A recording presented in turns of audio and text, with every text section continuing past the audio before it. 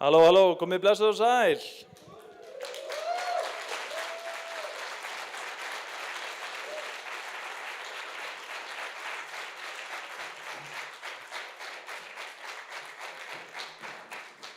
Verið hjartanlega velkomin á þennan fund á vegum Já til að sjá hreyfingarinnar.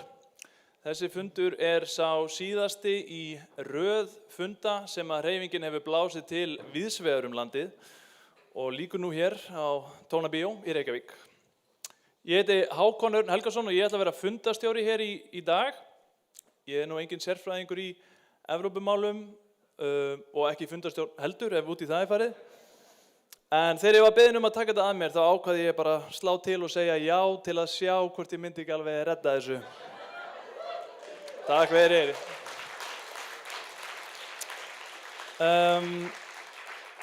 Markmiðið með þessum fundi bara að koma saman, eiga góða stund og heyra ólík sjónarmið á þetta málefni frá mjög breiðum hópi talsmanna. Og við ætlum bara að halda þessu léttu og skemmtilegu og það verða 5 gestir sem munu koma hérna fram. Og svo að dagskrárlokinni verður hægt að staldra við og hittast og spjalla saman hérna frammi. Þannig að ég ætla bara að byrja þetta. Fyrstu til að taka til máls Halldór Emil Unnarsson. En Halldór Emil 15 ára nemandi í grundaskóla á Akranesi og nýkjörinn formaður nemendaráðs. Hann hefur mikinn áhuga á stjórnmálum og fréttum og yngsti talsmaður dagsins. Halldór Emil, gjörðu svo vel.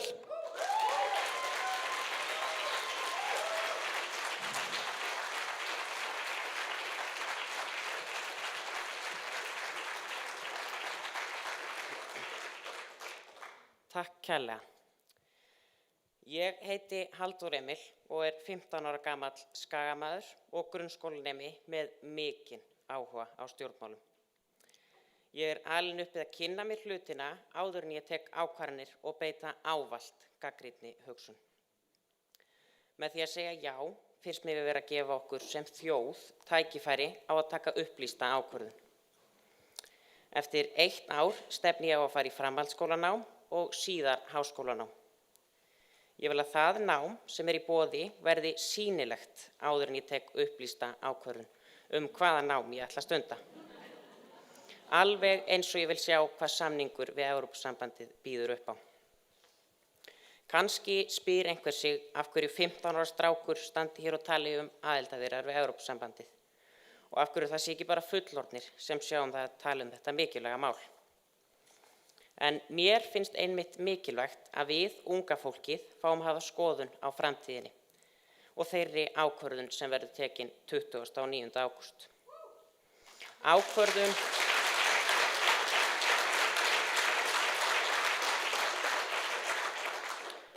Ákvörðun okkar allra mun móta framtíð landsins okkar og þess vegna mikilvægt að við tökum upplýsta ákvörðun og við fáum að taka þátt í umræðunni.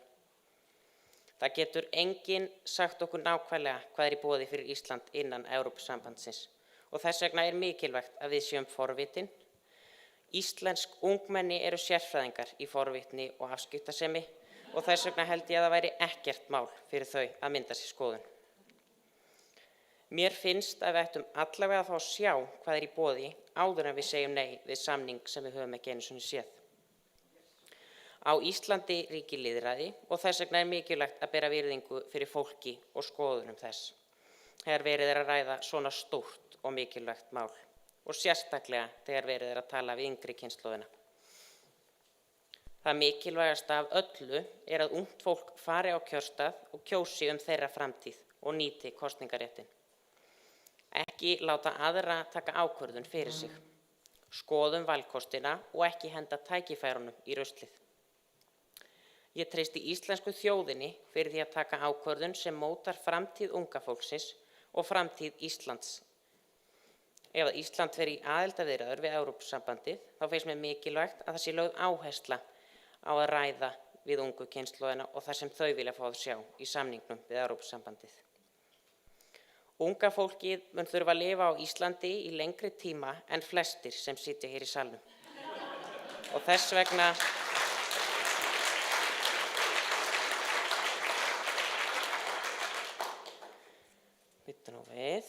vegna skiptir öryggi Íslands máli fyrir mig. Ísland vissulega í NATO og mun vera það áfram. en þegar því hótað hertaka nágrannaland þá finna Íslendingar ekki fyrir fullkomnu öryggi. Og þess vegna mikilvægt að við séum að fara í þessa vegferð. Ekki bara fyrir öryggi Íslands í dag, heldur fyrir öryggi Íslands þegar næstu kynslóðir taka við.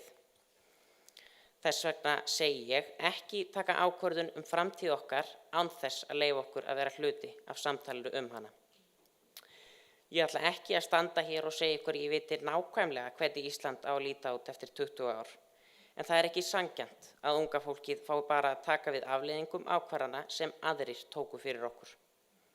Við eigum ekki bara að fá að heyra hver framtíðin verður, við eigum að fá að taka þátt í að móta hana. Framtíðin okkar, kjósum já 29. ágúst. Takk kærlega fyrir mig.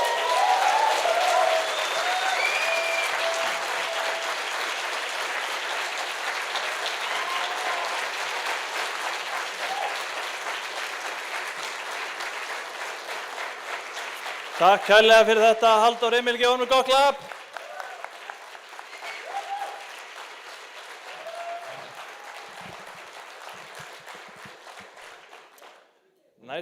Næst til að taka til máls hún Margrét Kristmannsdóttir, en hún framkvæmdastjóri FAF og hefur gegnt því hlutverki síðastliðin 35 ár. Þá tókum við af föður sínum, sem áður hafði tekið við af föður sínum og sem stofnaði fyrirtækið árið 1929. Margrét var formaður FKA, Félagskvenna í atvinnurekstri og SVAF, Samtaka verslunar og þjónustu, og hefur verið varaformaður allra stærstu samtaka atvinnulífsins, FA, Viðskiptaráðs og Samtaka atvinnulífsins. Þannig að eins og hún segir sjálf, always the bridesmaid, never the bride. Þannig ég ætla bara að bjóða henni upp á svið. Margrét, gjörðu svo vel.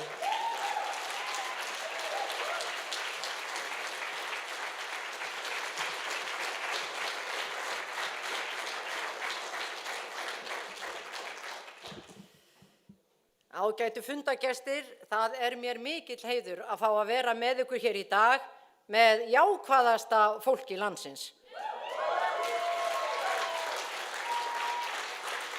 Og Halldór, takk fyrir þig. Við þurfum greinilega ekki að örvænta þegar kemur að næstu kynslóð. En eins og sagt var, þá hef ég verið framkvæmdastjóri í íslensku atvinnulífi í 35 ár og upplifað alls konar. Og ég ætla í örstuttu máli að nefna 3 ástæður fyrir því að ég ætla að segja stórt og mikið já á laugardag. Ástæða 1. Ég hef verið mjög virk í hagsmunagæslu fyrir íslenskt atvinnulíf, ekki síst eins og kom fram hér áðan hjá FKA, Samtöku verslunar og þjónustu og Samtaka atvinnulífsins. Ég tel mig því þekkja ágætlega til.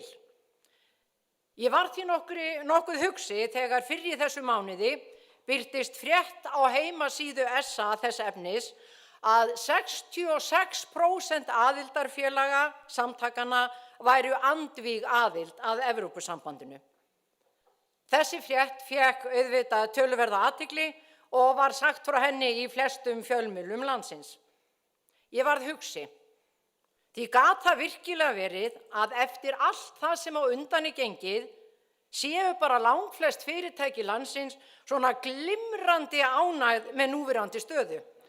Að það megi ekki einu sinni skoða hvort að hægt sé að hafa hlutina með öðrum og jafnvel betri hætti. Og þá fórum við nokkur að rýna í tölurnar á bak við fréttina. Á Íslandi eru 30.000 fyrirtæki og í árlegri leit sinni að framúrskarandi fyrirtækjum skoðar Kreditinfo 22.000 fyrirtæki. Í samtökum atvinnulífsins eru 2.000 fyrirtæki. Og ég ekki að gera lítið úr félögum mínum hjá SA, enda langflest stærstu og öflugustu fyrirtæki landsins þar innanhús. En gleymum því aldrei að hryggjarstykkið í íslensku atvinnulífi eru lítil og meðalstór fyrirtæki.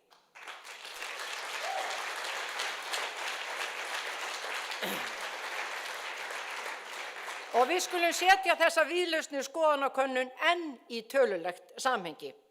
Því spurningunni ESB svöruðu 590 fyrirtæki, þar af 390 neytandi. Minni enn á að fjöldi íslenska fyrirtækja hleypur á tugum þúsunda. Og með þessari talnaleikfimi var hægt að teikna upp þá mynd fyrir þjóðina að íslenskt atvinnulíf væri að stærstum hluta á móti ESB. Ég ætla að leyfa mér að vera á annarri skoðun. Ég ætla einnig að fullyrða að langflest íslensk fyrirtæki eru hreint ekkert kát með þá umgjörð sem þau búa við. En ég veit líka að langflest þessara fyrirtækja meta það sem svo að skynsamlegt sé að halda þeirri skoðun fyrir sig. Því ef þú ert písl út á skólalóðinni er engin ástæða til þess að beina athygli hrekkjusvínana í þína átt. Farðu með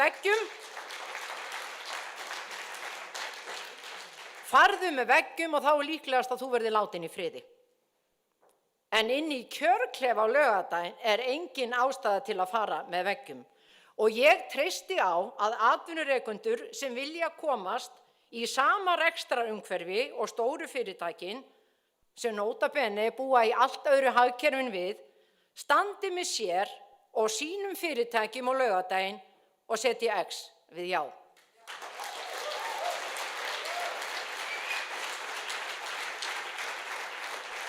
Ástæða 2. Við áttum að koma þess í lag. Og með okkur á ég við mína kynslóð. Ég var svo fullviss það fyrir 30 árum að mín kynslóð kæmi hlutunum í lag. Þið vitið, við þurfum jú bara að gera þetta sjálf og sýna aga. Þið kannist við þetta, gera þetta sjálf og sýna aga. Og án efa er innihaldið í langflestu ræðunum á Austurvelli akkurat núna þetta, við þurfum að gera þetta sjálf. Ég reyndi því að sýna skynsemi í mínu rekstri, lagði mitt að mörkum til að breyta rekstrarumhverfi fyrirtækja, tók þátt í hverjum kjarasamningnum á fætur öðrum og árin liðu. Stundum rofaði til og ég hugsaði með mér, já, þetta er að takast. En þetta var eins og að vera í slönguspili. Þú varst ekki fyrr komin upp en þú húrraðir tilbaka.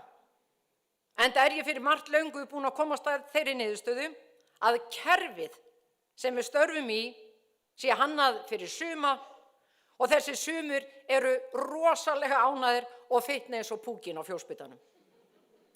Og fyrst mín kynslóð brást Halldór, ætla ég að segja já á laugardaginn fyrir mín börn og komandi kynslóðir. Við getum einfaldlega ekki haldið áfram með sama gamla handritið. Við þurfum kerfi sem vinnur fyrir alla en ekki bara suma.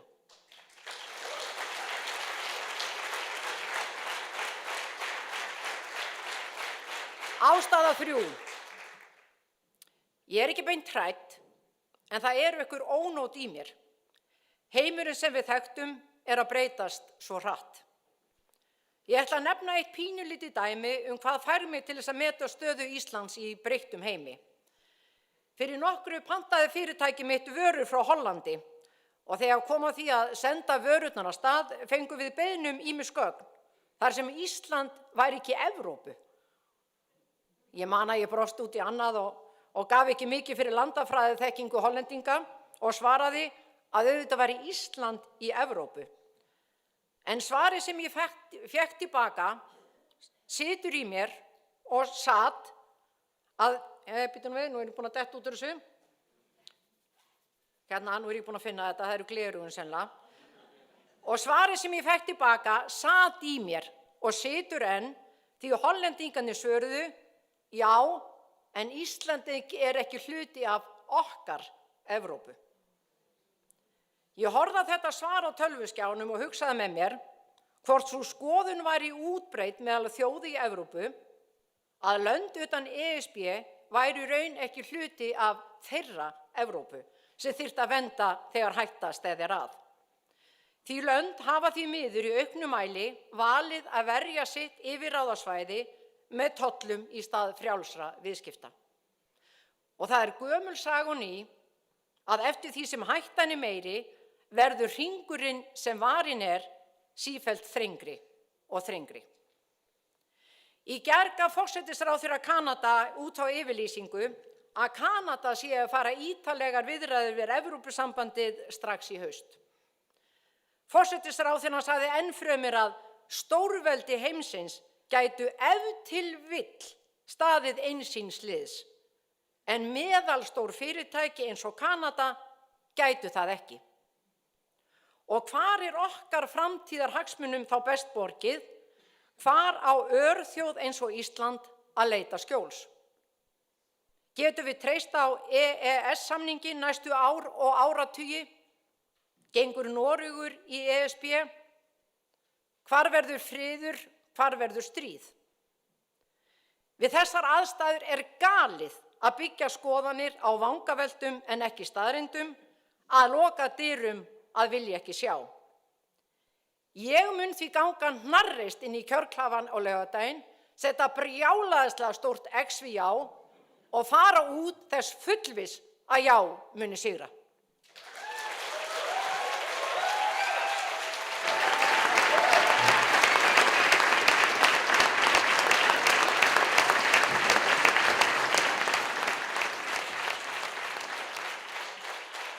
Gefum Margréti Kristmannsdóttur gott klapp.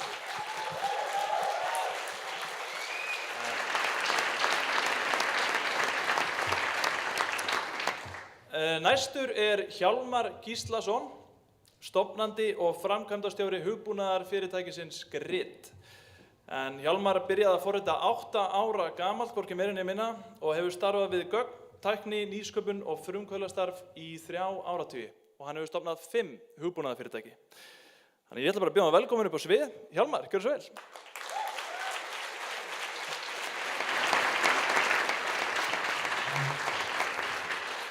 Komið þið sæl. Fyrir 8 árum síðan þá flutti ég heim til Íslands frá Bandaríkjunum eftir að hafa verið þar í rekstri á fyrirtæki sem var stofnað hér á Íslandi en flutti síðan til Bandaríkjanna vegna þess að ég var með nýja hugmynd. Ég ætlaði að setja af stað nýtt hugbúnaðarfyrirtæki og það gekk ljómandi vel. Ég var komið með gott tengslanett út allan heim og við náðum að safna $1 milljón í svona fyrstu skrefin á þessari vegferð. Fyrirtækið var búið að vera til í 4 mánuði þegar þetta var og $1 milljón komnir inn á bankabók og við förum á fund hjá bankanum. Viðfangsefnið hvar nú best að geyma þennan pening? Og fundurinn, hann fjallaði hluti eins og loðnuvertíð, hann fjallaði hluti eins og hvort að tiltekið flugfélag myndi lifa af veturinn vegna þess að fólk var að reyna að rýna í það hvernig gengi íslensku krónunnar myndi þróast. Ég get alveg lofað ykkur því að ekkert sprotafyrirtæki í mínu umhverfi í Bandaríkjunum eða ekkert sprotafyrirtæki í Evrópu á í álíka samtali við sinn banka. Hver ég? Eins og framkom áðan þá ég stofnað 5 hugbúnaðarfyrirtæki og búinn að vera í þessu í cirka 30 ár eða síðan ég var örlítið eldri en Halldór núna og þau hafa öll starfað á alþjóðlegum vettvangi einum og öðrum hætti og ég var mjög fljótt þess fullviss að minnstakosti evran væri eitthvað sem við ættum að sækjast eftir og hefur verið talsmaður þess síðan. Ég sé alveg áskoranir við það að ganga í Evrópusambandið. Ég hins vegar veit líka að við höfum sett okkur góð samningsmarkmið og náist þau fram að fullu öllu leyti þá svarið tiltölulega auðvelt. Þá eru tiltölulega fáir hlutir eftir til að efast að það sé góð hugmynd að ganga inn í Evrópusambandið. Þess vegna eigum við að segja já á laugardaginn til þess að ganga til samninga, sjá hvert við komumst með þessi markmið og síðan stöndum við frammi fyrir seinni spurningunum það hvort við eigum að segja já við því að ganga inn. Ég held að það sé góð hugmynd en ég skil alveg aðra sem að hafa aðra skoðanir á því og sjá aðra núansa út frá sínum eigin hagsmunum. Þegar kemur að nýsköpunni hins vegar, þá sé ég nánast enga ókosti við að ganga í Evrópusambandið. Það þrennt sem skiptir máli að mínu mati þegar kemur að nýsköpun og Evrópusambandinu. Það regluverkið, það kunnugleikinn og það evran. Það sem ég á við með, ef við byrja kannski á regluverkinu. Margir myndu segja, eftir hverju að slægjast í regluverkinu í Evrópu? Af hverju ættum við að vera að sækjast eftir því? Jú, nokkrir hlutir. Í fyrsta lagi þá alveg sama hvort við erum í EES, Evrópusambandinu eða utan þess, ef við ætlum að eiga viðskiptum í Evrópu, þá þurfum við að uppfylla mjög mikið af þessari Evrópulöggjöf og þeir sem tala fyrir því að við eigum ekki að segja já vegna þess að þá munum við losna undan þessu regluverki, þeir eru einfaldlega, þeir eru þá að gera ráð fyrir væntanlega að þeir ætla ekki einu sinni að eiga í viðskiptum við Evrópu. Fólk þarf að gangast undir GDPR og hvað þetta heitir allt saman ef það ætlar að eiga í viðskiptum í Evrópu sama hvar í heiminum það statt. Það annað í þessu líka og þetta hef ég reynt af eigin skinni. Það að regluverkið, þó að það sé mögulega hægt að gagnrýna það með ýmsum hætti, það þó allavega kunnulegt. Það vita allir í heiminum, allir sem eru í alþjóðlegum viðskiptum, allir sem eru í alþjóðlegri lögfræði og svoleiðis, vita nokkurn veginn hvaða reglur gilda í Evrópu. Það hins vegar mjög margir sem vita ekki hvar eða jafnvel hvað Ísland og ég hef margoft beitt þeirri taktík þegar ég að tala við fjárfesta eða tilvonandi viðskiptavini að segja þeim einfaldlega, Ísland í Evrópu og geyma allan núansana í því að þurfa að útskýra fyrir þeim hvað felist í evrópska efnahagssvæðinu og hvaða leyti þetta gildir ekki. Og þetta ekki einu sinni, þetta nefnilega líka satt. Það að segja, regluverkið sem við tökum inn í gegnum EES, allt regluverk sem gildir nýsköpun og fyrirtækjarekstur nánast, eitthvað sem við tökum inn í gegnum EES-samningin hvort sem Þannig ég að segja lögfræðingunum alveg satt. Þegar kemur að þessu, þá innri markaðurinn einfaldlega þannig, eða sameiginlegi markaðurinn einfaldlega þannig, að við erum nú þegar undir þessu regluverki. Þegar ég heyri kollega mína tala það að þeir vilja ekki ganga í Evrópusambandið, þá tala þeir mikið regluverkið. Ég hef hins vegar ekki heyrt neinn þeirra segja að þeir vilja ekki evru frekar en krónu ef þeir eru í alþjóðlegum viðskiptum. Ég hef heldur ekki heyrt neinn þeirra segja að þeir vilja ekki EES-samningin sem væri samt eina leiðin til að losna að hluta til undan því regluverki sem þeir gagnrýna. Þannig að mér finnst ekki alveg mér finnst þessi röksemdafærsla ekki alveg ganga upp. Það hins vegar ekki bara út frá nýsköpuninu sem ég ætla að taka ákvörðun eða sem ég hef tekið ákvörðun að kjósa já á laugardaginn. Í mínum huga eru tveir ofboðslega sterkir straumar sem eru að móta mannkynssöguna akkurat núna. Annar þeirra geopólitíkin sem aðeins búið að koma inn á og hinn þeirra heimur sem ég lifi og hræðist í á hverjum degi sem gervigreind. Ef ekki fer allt á hjörunum á næstu árum í geopólitíkinni þá gervigreindin svo sem á eftir að hafa meiri áhrif heldur en hinn. Í þessu það að vera litla Ísland eitt og sér og ætla að móta okkar eigin stefnu og standa fyrir okkar eigin málum ákaflega mikil bjartsýni. Hvort sem að áreinir geopólitíkina ef að segjum Rússar, eða ég trúi varla ég að segja þetta, Bandaríkin fara að seilast einhvern veginn út fyrir sínu öryggismörk, þá ákaflega erfitt fyrir litla Ísland að standa eitt og sér. Eða þegar kemur einfaldlega því sem ég held að sé stórt verkefni framundan sem að tryggja að stórfyrirtæki á tæknisviðinu, hvort sem þau eru gervigreind eða bara önnur stór tæknifyrirtæki sem taka til sín sífellt stærri part af hagkerfi heimsins, að það þurfi að tryggja það að þau séu skattlögð, að þau fylgi reglum og svo framvegis, þá hefur Ísland eitt og sér. Ætlum við að segja Facebook, við Facebook, já þá má bara ekki nota Facebook á Íslandi. Það hlusta ekki á það, en ef að Evrópusambandið beiti sér og segir ef þið ætlið að stunda business í Evrópu þá verðið þið að undirgangast eftirfarandi reglur, þá hlustað. Þannig að þarna betra að vera partur af stóri einingu. Í þriðja lagi þá eru líka mikið af stórum viðfangsefnum sem heimurinn stendur frammi fyrir, hvort sem það á sviði umhverfismála, skatta, undanskota og annara, sem einfaldlega eftir því sem að fleiri eru partar af sömu reglum, eftir því sem fleiri eru undir sama hatti og undirgangast sömu skuldbindningar og reglur, því auðveldar að taka á þeim. Ég líka mjög hliðhollur því að vera með sterka nálæga stjórnsýslu. Ég trúi mikið bara á sveitarstjórnarstigið og í okkar litla Íslandi þá gott að hafa nálægðina í pólitíkinni hér, en þessi stóru mál ekki leyst á sviði einstakra sveitarfélaga eða einstakra landa, heldur þá að leysa þau á heimsvettvangnum og þar litla Ísland betur statt í stærri hópi. Þannig að ESB að breytast, það hefur verið vakning hjá þeim á bara nánast öllum sviðum síðustu ár út af kannski sérstaklega þessum tveimur stóru straumum. Ísland að breytast og heimurinn allur að breytast. Ég vil sjá þennan samning, ég vil ákveða hvort að ég vil ganga í Evrópusambandið þegar ég sé samninginu og þegar ég veit hvernig heimurinn lítur út þá og þess vegna algjörlega augljóst að í þessum kosningum á laugardaginn eigum við að segja já til að sjá.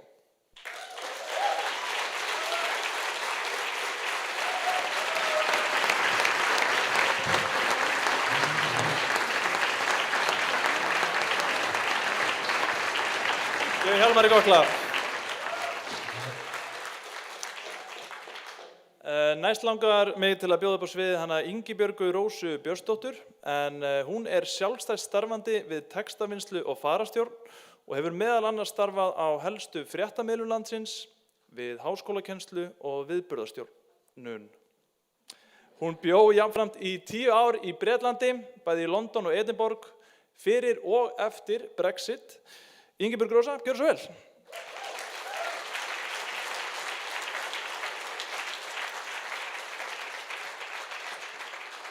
Takk fyrir og kæru fundargestir. Takk fyrir að mæta og takk fyrir að bjóða mér hingað og ég vil líka þakka Halldóri sérstaklega fyrir þína ræði. Það er bara frábært að heyri þér og eins og ég var að segja hérna við borðfélaga mína eftir 2-3 ár þegar við kjósum verður næst þjóðaratkvæðagreiðsla þá munt þú væntanlega hafa kosningarétt þannig að það er að gera að heyri ykkur unga fólkinu. En takk fyrir kynninguna, ég veit að ég er svolítið svona eins og skrattin úr segðalegnum hérna.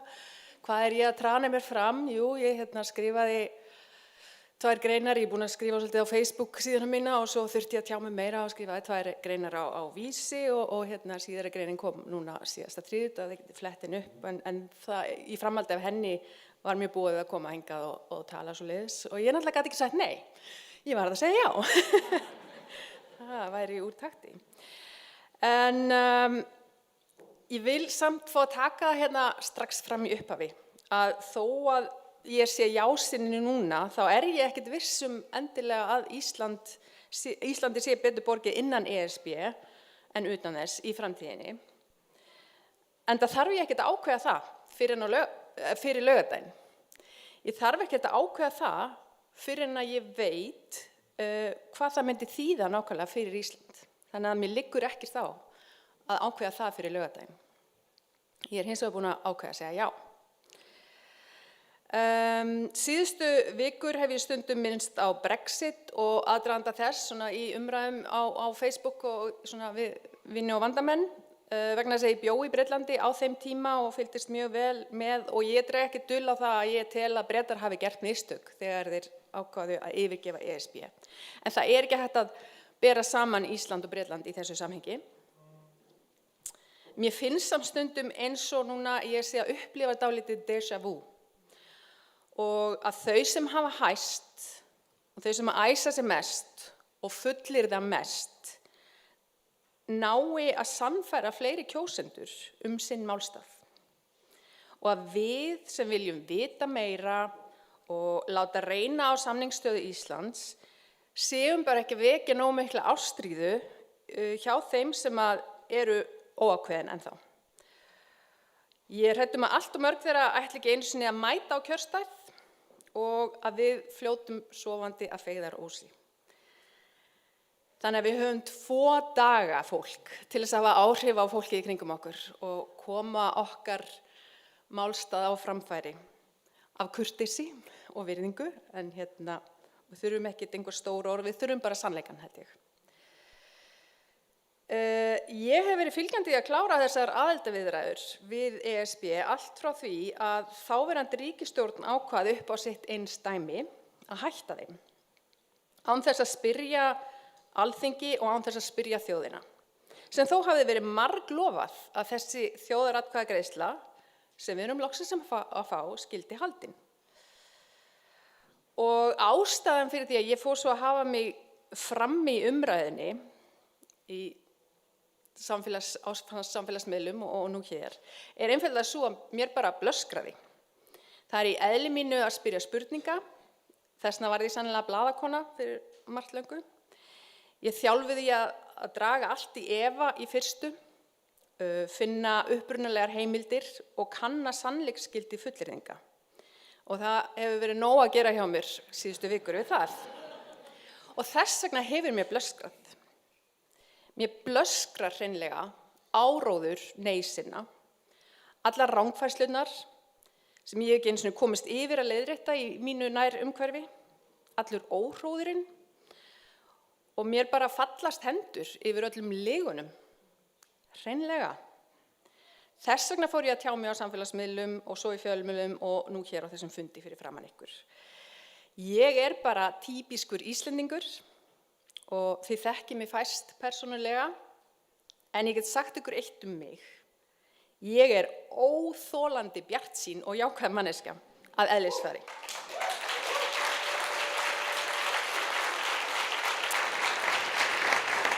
Og mér finnst Íslendingar oft dásamlega klikkaðir því við erum stundum svo fáránlega jákvæð og bjartsýn.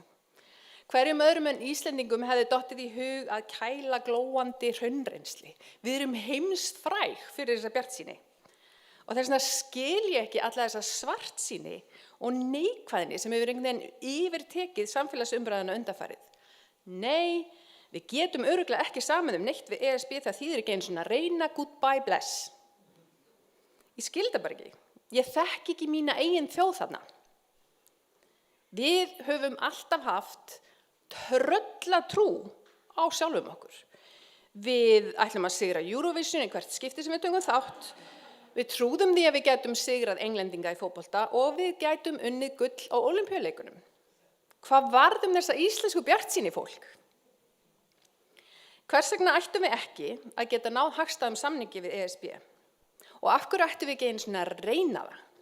Come on! Hvað erum við að spá?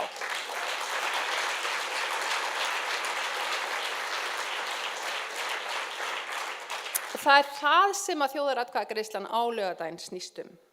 Hvort við trúum nógu mikið á okkur sjálf til að við þorum að reyna.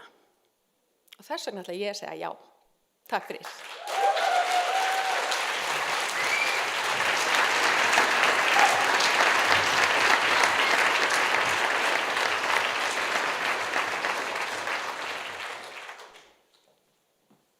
Takk fyrir þetta, Ingibjörg. Þá er komið að síðasta aðila til að taka til máls hér í dag og það er hann Jónas Hagan. En hann er stjórnarformaður Sjá og einn af stofnendum hreyfingarinnar. Jónas, gjörðu svo vel.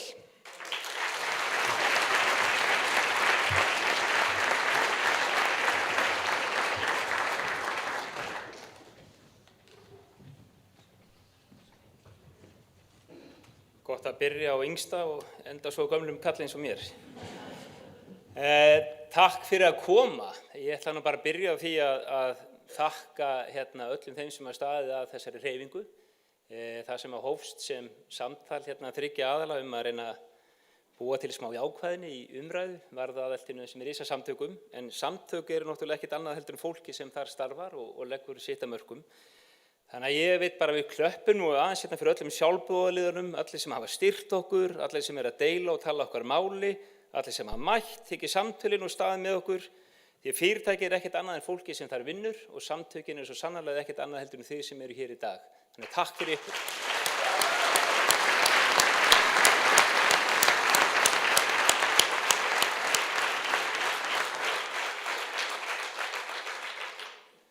En hvað dró mig af þessu?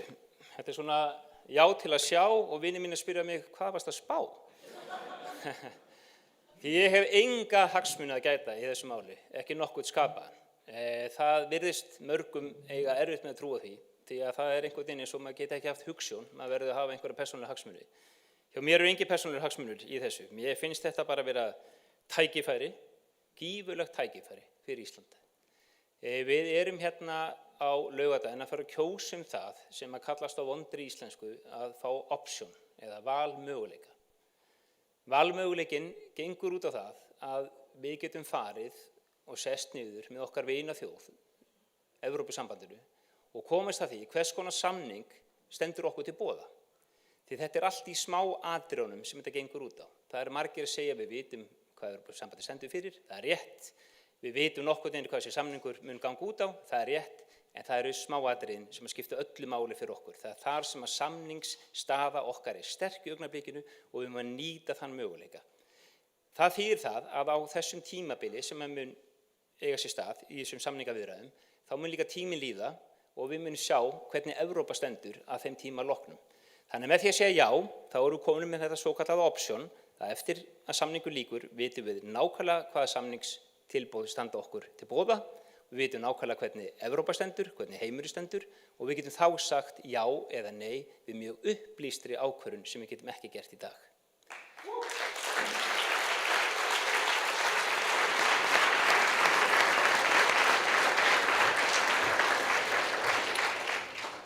Neiið hins vegar, þá gerist ekki neitt og við breytum engu þá breytist ekkert. Þetta hef ég margsinnis sagt og ég segi það enn. Við sjáum núna að kjarasamningar eru í uppnámi, vaxtahækkun, verðbólga hækkar og hverju ætlum við að breyta? Hvað ætlum við að gera? Ekki neitt. Jú, við getum gert svo sannarlega eitthvað og við þurfum þess vegna að vera jákvæð og það sem hefur valdið mér mestu vonbrigðum í þessari kosningabaráttu einmitt neikvæðnin. Og það hræðslu áróður sem að dynur á okkur stanslaust. Það aldrei talað lausnir, það bara verið að hræða. Hvað segja stóru skiltin hérna út allan bæ? Ísland til sölu? Spurningamerki. Já, af hverju spurningamerki? Ísland ekki til sölu. Eitthvað land til sölu? Bandaríkin reyndi að kaupa Grænland. Hvað sagði Grænland? Nei, takk.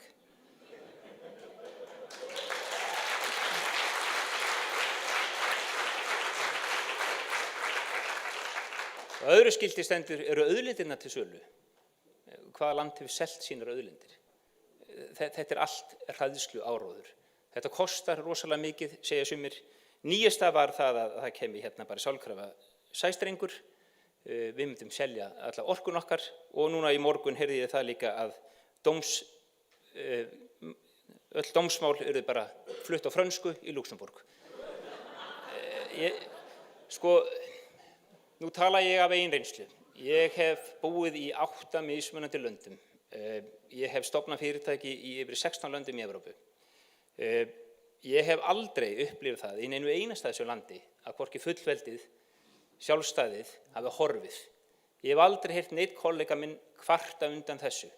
Þvert á móti það þannig að Evrópusambandið byrjaði sem stofnríki 6 ríkja 1951, hefur núna vaxið upp í það 27 ríki eru þar innanborðs og fleiri reyna að komast af.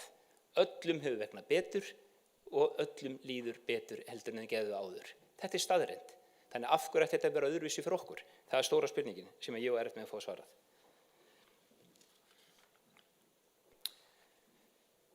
Ótti góð ástæða til að spyrja erfiðar spurningar, en hann vond ástæða til að neita að fá svörin. Þannig núna komið að þessu, við ætlum öll að mæta á laugardaginn og kjósa já. Nú komið að okkur að mæta, draga alla vini, ættingja, ömmur og afa og alla sem hafa kosningarétt. Út af það gengur þetta gengur allt út á kjörsóknina. Ég þarf ekki að vita í dag hvort að við ætlum að ganga inn í Evrópusambandið. Þess vegna við að kjósum að fá að sjá. Við erum að fara að fá upplýsingar svo við getum tekið upplýsta ákvörðun. Ég get ekki hamrað á þessu meira, hættum að vera hrædd, við erum jákvæð, við erum bjartsýn, göngum til kosninga, segjum já og framtíðin verður mun bjartari. Takk fyrir.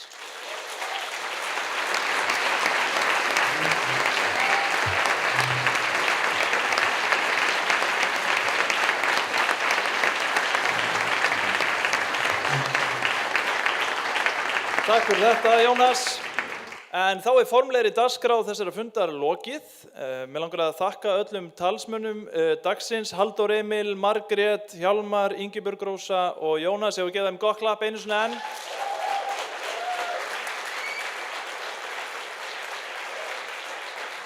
Takk fyrir